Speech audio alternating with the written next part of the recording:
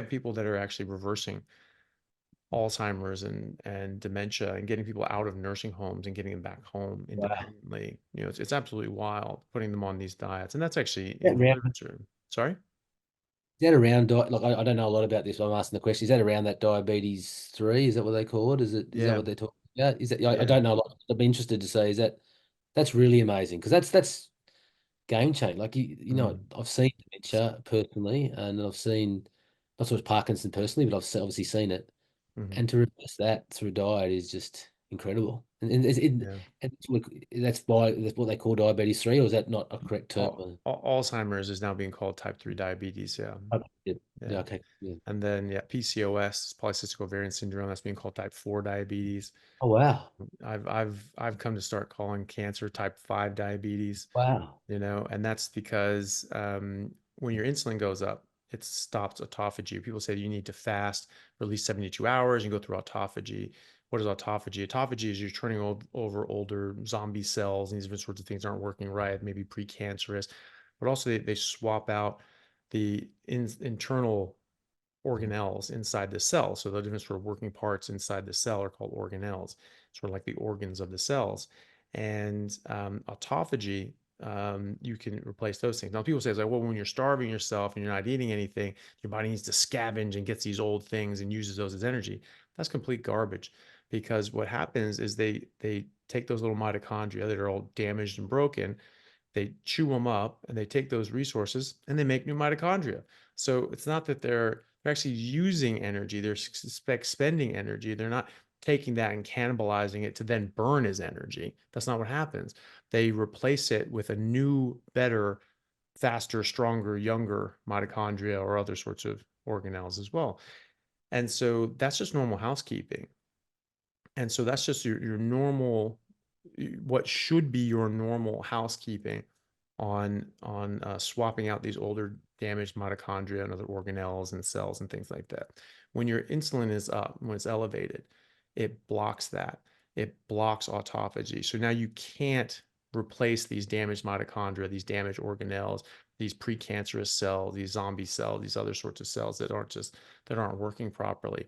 And so they build up and they get worse. And one of the things that Professor Otto Warburg, who's a Nobel Prize winner in medicine and physiology, showed 100 years ago, or at least a solid 70, 80 years ago, was that if you have healthy mitochondria, you cannot get cancer, right? wow, Because it's the mitochondria being damaged that cause cancer, because the mitochondria are like the workers inside the cell. They actually move around inside the cell. They create energy, ATP, but they go to this receptor, dump out ATP to turn it on to shoot out this neurotransmitter. Then they go over here and turn this, shoot out ATP to stop this process, and then go over here and go over here. And they've got hundreds or thousands of these things in your cells running the cell, like little factory workers or sailors on a submarine just going around and running the ship, right?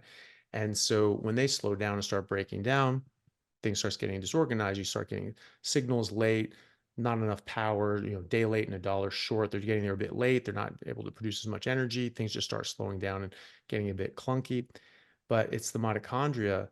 When a cell's trying to divide, it have this signal that says, hey, we're going to divide now. If things aren't right, it's the mitochondria that stop it.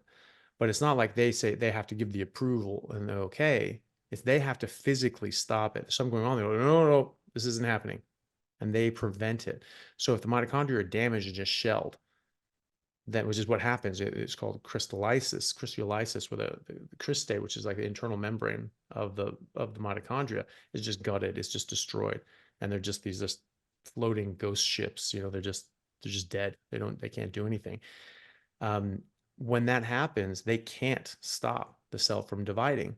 So it just starts dividing and dividing and dividing, and get unregulated cell growth and division, which is what cancer is. Also, when a cell is too damaged and it needs to shut itself off and just kill itself, right? It's just become too damaged because it hasn't been able to go through autophagy and be able to replace these different sorts of organelles. It's the mitochondria that action, that apoptosis. When that signal comes out saying, hey, no, no, no, shut it down, shut it down, that signal goes to the mitochondria, who then have to go and kill the cell, you know? they're gutted, they don't work, so they can't do that. So these cells can't kill themselves, they can't stop themselves from dividing, right? So that's cancer. Also, cancer cells, because they don't have mitochondria, they require 400 times the amount of glucose that normal cells do, and that's because the mitochondria are damaged. So and when you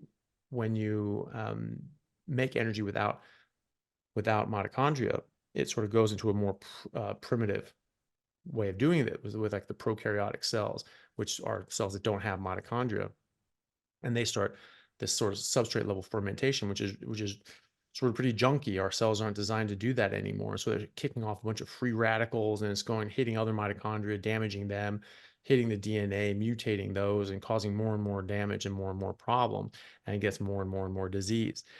So if you just have healthy mitochondria the whole time, and there's other things that damage mitochondria, but the important thing about insulin and autophagy, which is why I call cancer type 5 diabetes, is because you can damage your mitochondria from a lot of different ways. A lot of plant toxins will damage your mitochondria, like cyanide, and Mm. and that's a plant toxin that comes from plants.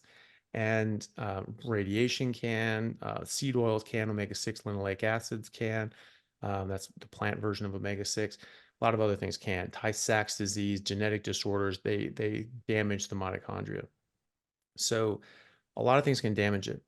But if you have low insulin all the time and you're able to go through autophagy constantly, you are much better able to recycle out those mitochondria before they get so damaged that they can't function properly, and you get other sorts of metabolic distress and dysfunction, but also cancer. And so you'll keep those mitochondria healthy so that you can never form cancer cells in the first place. And that's why I call that type 5 diabetes, because if your insulin's low all the time, you'll always be going through autophagy. You'll always have healthy mitochondria. You won't be able to form cancer, just like Otto Warburg showed. Professor Thomas Seyfried from Yale, and well, he did his postdoc at Yale. Now he's at Boston College. Really bright guy. I did an interview with him. If people are interested in the whole cancer Yeah. biology side of things, you should watch that interview that I did with him. He continued Otto Warburg's work, and he actually proved what Otto Warburg showed in other ways, sort of physiologically, biochemically in the cells, which is we have different technology now. Now we can go in and we can actually pluck out the nucleus of a cell. We can take out the mitochondria. We can put it in other cells. We can swap it around. So, Warburg wasn't able to do that. Now we are. Now we can. So he did something called the nuclear transfer studies, which is he took the nucleus or the nuclei out of cancer cells. Now, first of all, when we talk about, well, cancer is a genetic disorder, right? Well, actually, no, it doesn't look like it is, because you can have a tumor that has all these billions of different cells in it, and not all of them have genetic changes. Only some of them do. And so some of them have no genetic changes whatsoever. And there are entire cell line, there's actually entire cancers that we know about that don't have any genetic changes in any of their cells, right? So how can this be a genetic issue if there's no genetic changes whatsoever, right? We think that the DNA runs everything, right? It's like, well, that's the center, that's the brain. Well, no, actually, it's the blueprints. The mitochondria are the brain. Mitochondria are the architects and the builders who are using the blueprints to, build the building, right? The blueprints can't build a building, right? If Yeah. you had a bunch of aliens looking down on people, building a building on a construction site, you have all these people looking at this map going, oh, that's the brain of the operation. Everyone's centered around the blueprints. And then they go off and do what they're told from the blueprints, right? Well, no, actually, that's what we thought. We looked at the nucleus and said, oh, that's where all the information is, right? Well, that's where the information is. That's not where the brains of the operation are. That's the information, and you have all these different things coming off. And yes, there's different ways that different proteins get built from the DNA, but it's the mitochondria that use it and do something with it. So when we sort of discovered DNA, they just said, oh, everything's DNA now. But Warburg, prior to that, had actually shown that it was mitochondria, and they just sort of washed it away by saying, nope, everything's DNA now. But there are entire cancers that have no genetic changes whatsoever, and other cancers don't have genetic changes in each individual cell. Most of the cells are actually normal, but they all behave as cancer. Why is that? Every known cancer has damaged mitochondria, every one. And so he did something called the nuclear transfer study. She took the nuclei out that actually had the genetic changes, the genetic hallmarks for cancer. And this is actually what was taught to us in medical school, was that you have this one little tick, and all of a sudden and that's full cancer and just goes crazy, and it's just monoclonal. It's just a clone of itself, and it just spreads throughout the body. But that's actually not true. A lot of those cells have no genetic changes, and a lot of these cancers don't have genetic changes at all in any cells.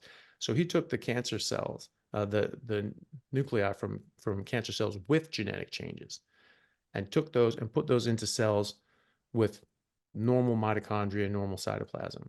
Did not behave as cancer. They could clone them into rats and frogs, right?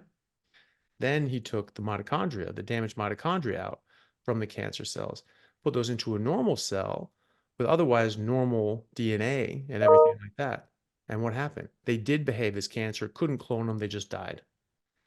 Then to sort of just put the nail in the coffin, he took healthy mitochondria out of normal cells and put those into cancer cells, suppress the cancer, thereby showing that if you have healthy mitochondria, you can't have cancer.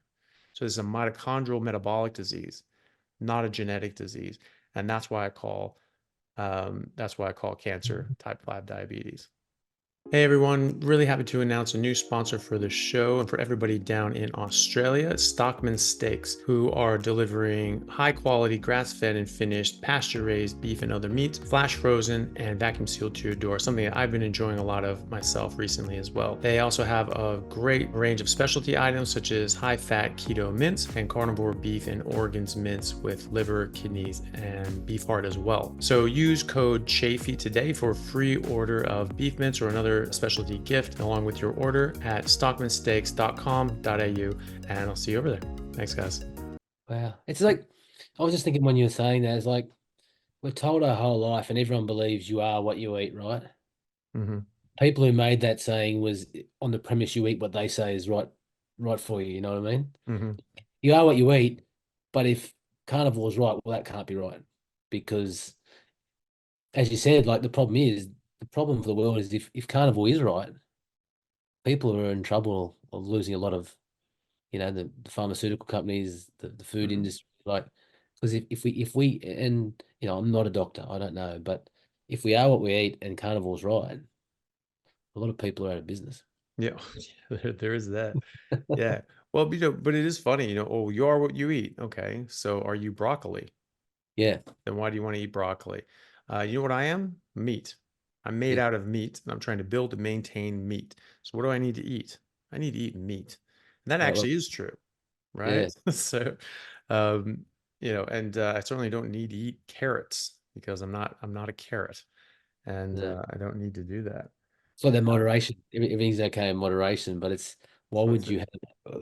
I think I heard you say in the podcast, everything's okay in moderation, and you said something like smoking or drugs. You don't have to Yeah. like if it's bad for you, it's bad for you. It's not Yeah. moderation. It's Well, either bad yeah. or good for you.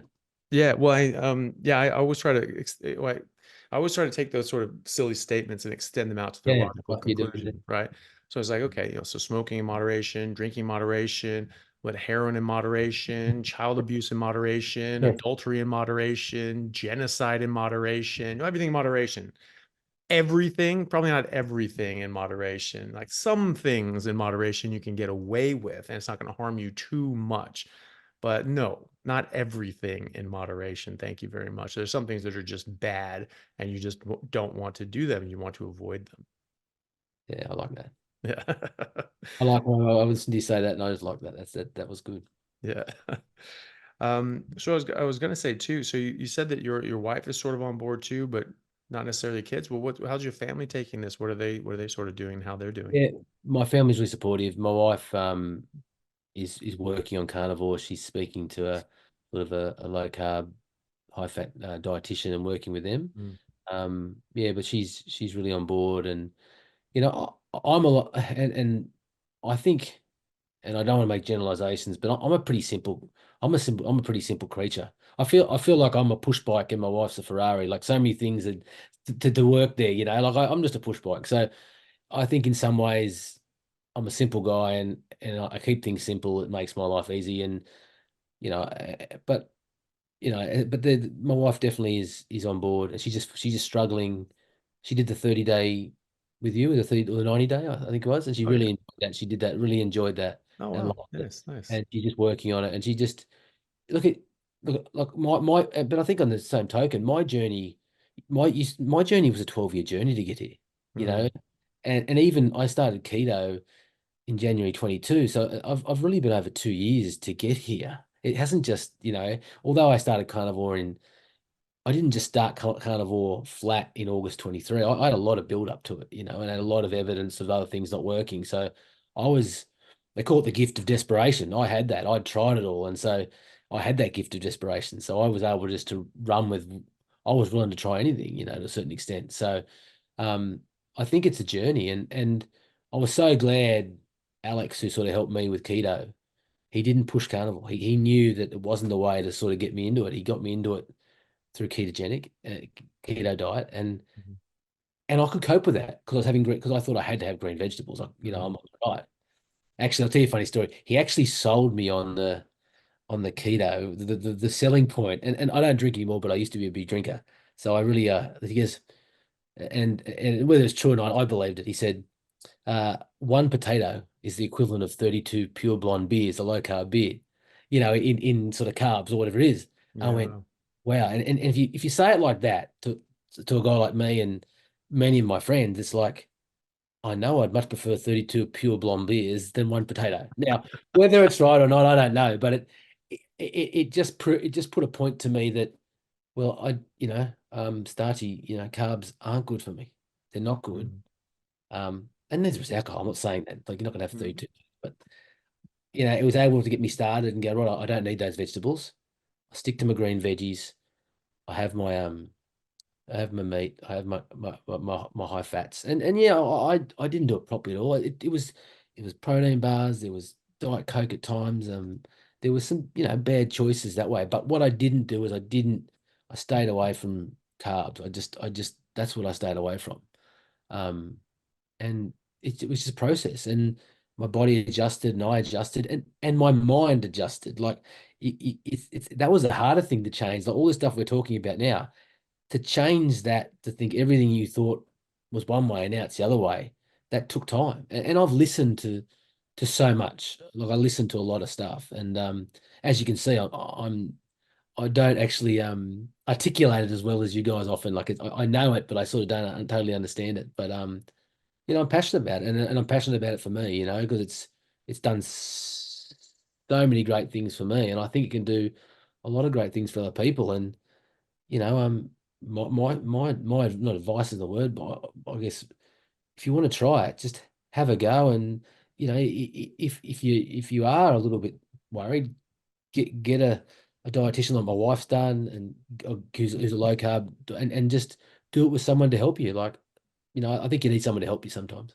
mm. And my Yeah. kids too, like my kids, like, because it's funny, I had my birthday, Mhm. and I had a keto cake one year, like a few years ago when I started, and the kids could not stand the keto cake. Like, it was just, it was like cardboard, to be fair. It was Yeah. terrible. Anyway, so my latest birthday in December, I got a steak cake. So I had Nice. a raw steak, and then I blew a candle out. It was really cool. My family did that for me. And so my 6-year-old turned 6, and so he wanted a steak cake for his sixth birthday. And Yeah. he loves steak. Yeah. He's a big meat eater. But yeah, look, I'm not, I'm the same. Look, I don't push it on the kids. I encourage it. I like them to have meat. I like them to have eggs. They eat a lot of them too. But on the same token, um, they still have, they're still kids, and you can only encourage them. I think telling a kid you can't do something is just making them want to do it too. I mean, you've got to be careful there too. But all you can do is encourage and just show them the best. You'd be the example, right? You be the example and say, "This is what I do for me, and this is why I do it." Mhm. And hopefully, they make the right choices. Oh, you have to be in a caloric surplus. What does surplus mean? It means surplus to demand. It means that you don't need it to put on muscle. Then that goes into fat by definition. So you're dumb. Like that's not putting on muscle. You don't need a surplus. By definition, you don't need a surplus to build muscle. You need enough. You need the right amount. A surplus goes into fat, right? And so maybe the argument could say, well, maybe you don't know that you're